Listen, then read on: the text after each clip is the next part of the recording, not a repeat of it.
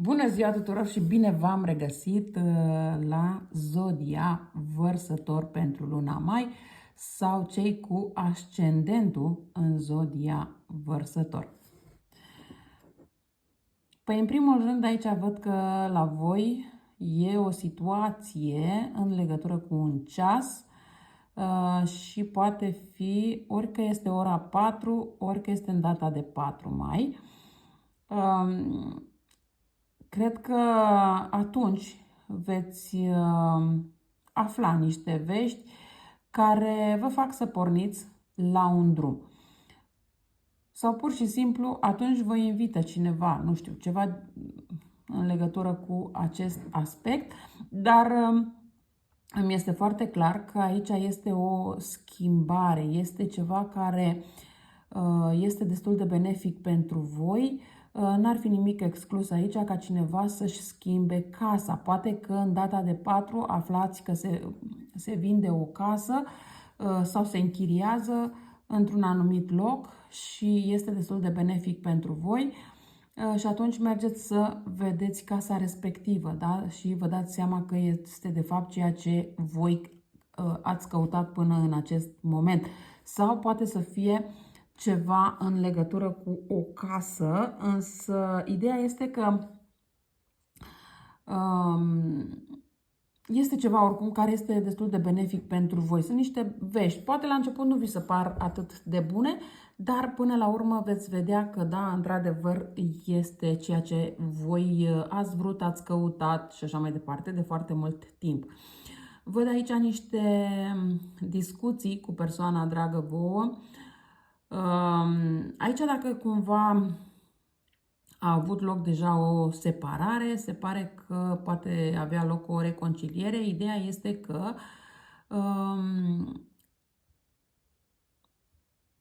vă văd ca și cum membrii familiei din partea voastră nu vă lasă să vă mai împăcați cu persoana respectivă pentru că au fost foarte multe probleme între voi și atunci e clar că ei intervin și încearcă din răsputeri ca să nu vă mai împăcați cu persoana respectivă. Pe lângă asta, mai văd o situație. Țineți cont că este o etalare generală, nu personală și nu vi se poate potrivi tuturor, însă vreau să mai spun aici încă un aspect, că mai există posibilitatea în care există o familie, da, cu 3-4 copii, dar femeia respectivă alege să lase copiii și să plece, da, din relația respectivă. Deci poate să fie și o astfel de situație. Probabil plecarea respectivă se va întâmpla pe data de 8 sau de 9 mai.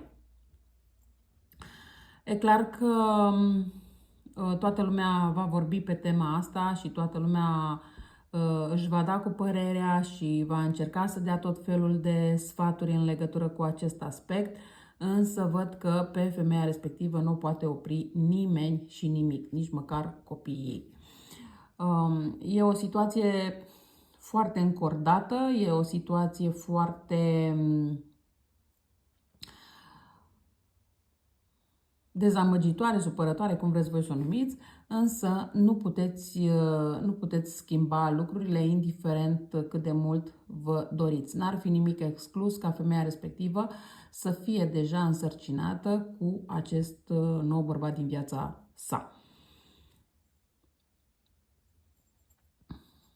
În rest, aici ce ține de familia pe care o are în legătură cu copiii, bineînțeles că lucrurile nu vor sta tocmai drăguț plăcute, nu vor fi tocmai plăcute și cu bună știință, se știe foarte clar de ce, însă vor încerca doar să meargă mai departe și, într-adevăr, vor reuși, dar nu va fi chiar atât de ușor. Veștile sunt foarte... vin și vești mai bune și vești mai puțin bune, dar văd că luna mai pentru voi e o situație destul de încordată, destul de stresantă, destul de obositoare, foarte multe discuții, foarte multe vești. Vin cumva toate tăvăluc. Dar ce este bine în acest context este faptul că văd că aveți un înger păzitor care cumva vă îndrumă pașii, ce să faceți, cum să faceți și așa mai departe, care vă este mereu alături și vă scoate din orice încurcătură pe care o aveți.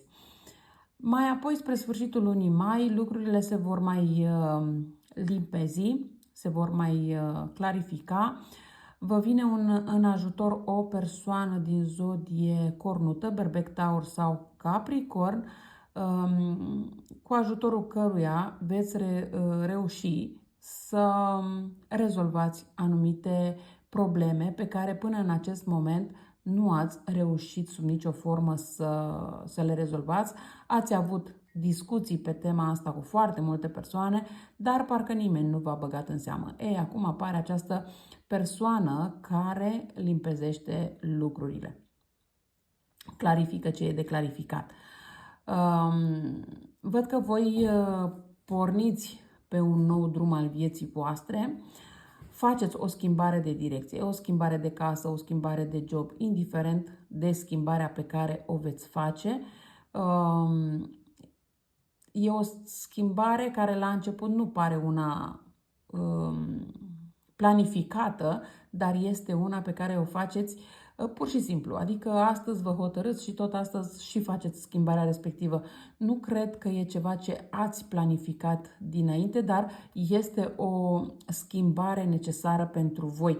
Cred că v-ați mai gândit de multe ori la această schimbare, dar parcă n-ați avut curajul necesar sau poate că n-ați avut încredere suficientă în persoanele care au zis că vă ajută, dar de fapt nu v-au mai ajutat.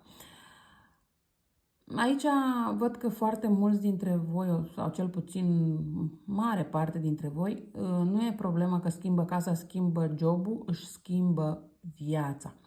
Acum, bineînțeles că fiecare își schimbă viața în funcție de hotărârile pe care le va lua în această lună mai. Chiar dacă hotărârile se iau acum în luna mai, clar că schimbările vor fi făcute pe parcurs. Mare grijă doar aici că aveți tendința de a avea foarte multă încredere într-o anumită persoană care se dă un adevărat prieten, care credeți că este o persoană credincioasă, dar de fapt nu este așa. Voi știți doar anumite lucruri despre această persoană, adică nu cunoașteți această persoană în totalitate, ci o cunoașteți așa mai vag, dar cumva vreți să vă încredeți în această persoană. De ce? Pentru că considerați că este persoana care vă poate ajuta.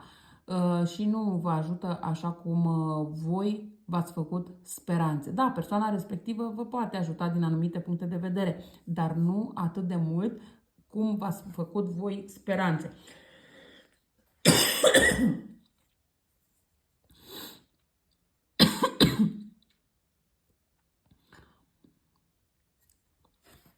Lucrurile, într-adevăr, se vor mai limpezi.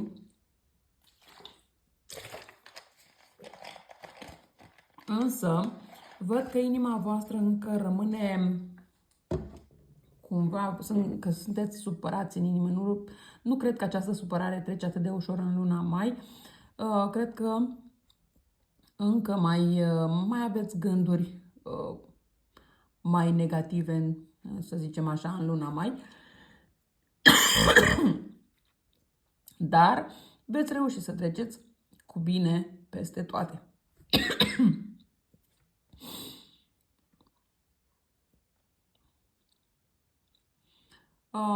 Văd aici că cineva vă supără destul de rău sau primiți niște vești destul de dure, aș putea să spun, încât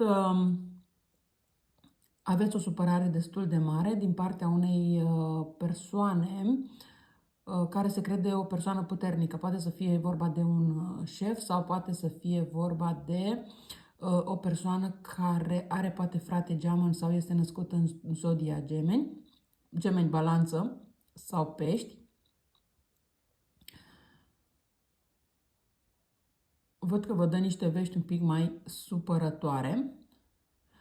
Posibil ca această persoană să fie născută în anul 74 sau 78, dar nu neapărat. Însă,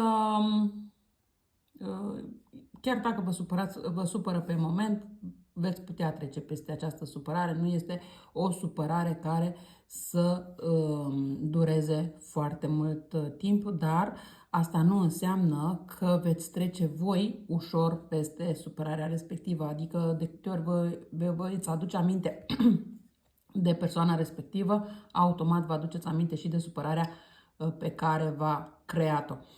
Într-adevăr, luna mai pentru voi este o lună destul de greuță, aș putea spune, dar este bine că veți trece cu bine și peste această lună mai și să sperăm că luna iunie va fi o lună mult mai bună pentru voi.